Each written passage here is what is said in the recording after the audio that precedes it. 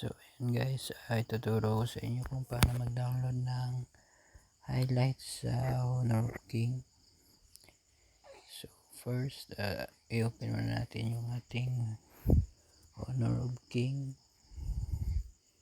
Hintayin lang natin may i-open lang tayo na settings doon para masave ang ating mga highlight. Hintayin na natin ma-open kasi nga medyo mahina yung signal.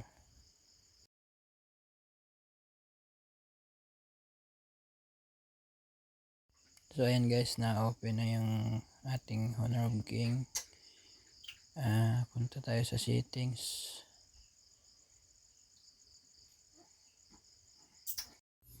Ayan, punta lang tayo sa features and privacy. Tap lang natin yan. Then scroll down. Ayan. Ayan, kailangan naka-check to guys yung highlight nyo and show highlight to my friends. Kailangan naka-check po yan para ma-save yung highlight nyo. Katapos niyan, punta tayo sa Google Chrome, search natin yung It's Okay Camp, i-open natin yan. Ayan, pag na-open na natin guys, punta pa tayo dyan sa katabi ng apat na dot. Ayan, dito mag-login tayo dyan. Login natin yung account natin. Ayan, ako nakalagin ako dyan. Connect nyo lang yung mga email nyo guys or Facebook account, pwede po dyan. Pag nakakonect na kayo, ayan, nakikita nyo ng highlights nyo, lalabas na yan dyan. Ayan, pindutin nyo natin yung more para makita pa natin yung ibang highlights. Wait lang natin. Ayan, makikita nyo yung mga stats nyo dyan guys. Ayan, makita nyo yung lahat ng highlights nyo dyan. Ayan o.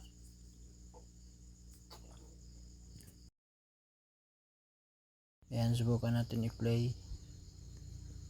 Ayan, loading kasi may na yung signal.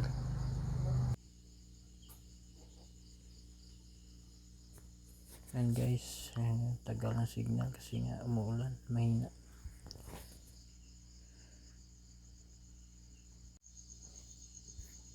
Ayan, pindutin natin yung tatlong dot, makikita nyo yung download dyan. Ayan, pwede nyo na pindutin yung download. Ako, dinownload ko na yan. Ayan lahat. Makita nyo yung ano nyo dyan, yung mga highlights. Ayan, mula August. Ayan, ito na yung na-download ko guys. Ayan na yung highlight.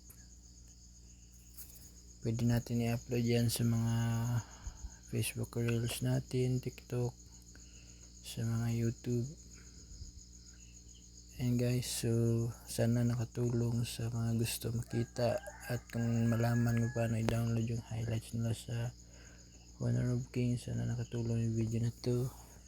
Kung nakatulong, pa-subscribe naman at pa-like yung video na to. I-comment na rin sa baba. Thank you.